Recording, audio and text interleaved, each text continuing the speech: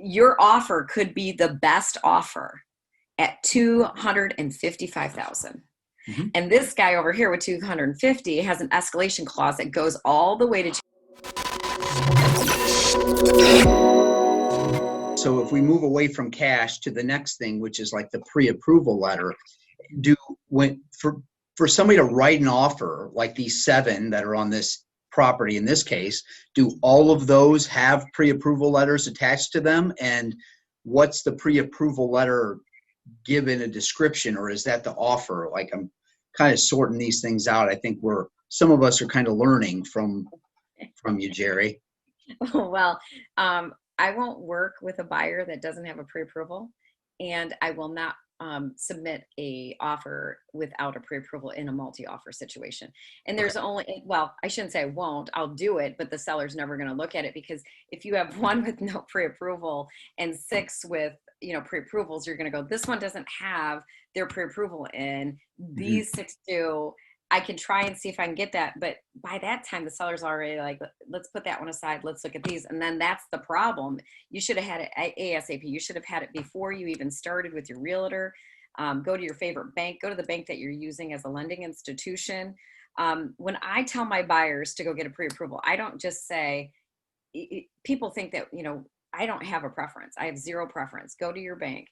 Yes, I have friends in the banking business and I will refer, but for me, if you have a bank account at, Fifth Third Bank or Toledo Union, Credit Union, or Glass City Federal, the first thing I'm going to say is, okay, have you called them, see what their rates are, and see if they're the best fit? Because a lot of things in banking, just because it's the rate that you want, there might be an underlining as far as, fees that get charged on and everything. So you don't, as a realtor, we don't want to 100% send all of our business to one entity. You want to, ask them where they're going. Are they happy with that bank? If you're happy, use that bank. If not, we've got somebody for you.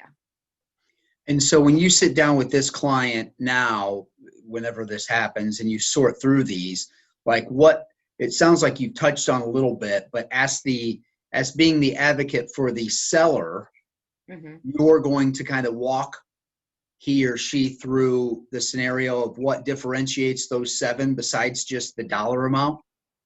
That's correct. So what I try to do is, if there is a cash offer, a conventional FHA, VA, I set them all out.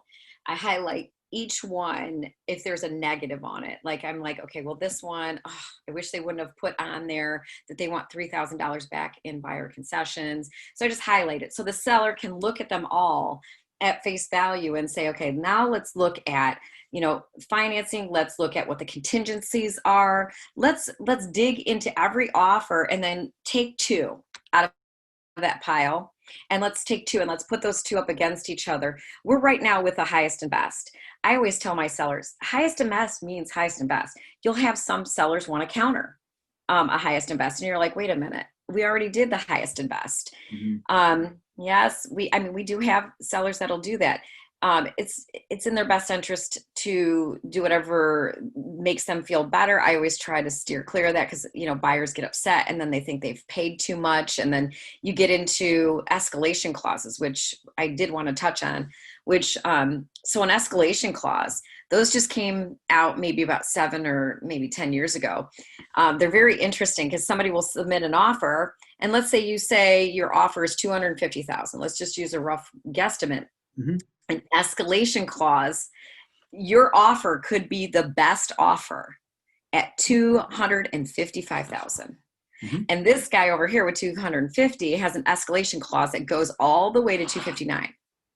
So if your agent wrote an escalation clause and it goes to 259, sometimes the seller will go, okay, wait a minute, let's look at these. They're both the same, but this one has an escalation clause. Let's see where they'll go with this. And then they'll counter and say, okay, 257, they take it.